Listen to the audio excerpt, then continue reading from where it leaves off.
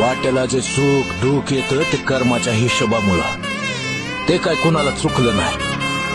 काय जण जुनं हिशोब चुकत करत्यात तर काय जण नवं हिशोब करून ठेवत्यात. एकच सांगतो, तुझ्या वाट्याला बी दुःख लिहून ठेवलं आहे, तर त्यातून बाहेर काढायचं काम माझं.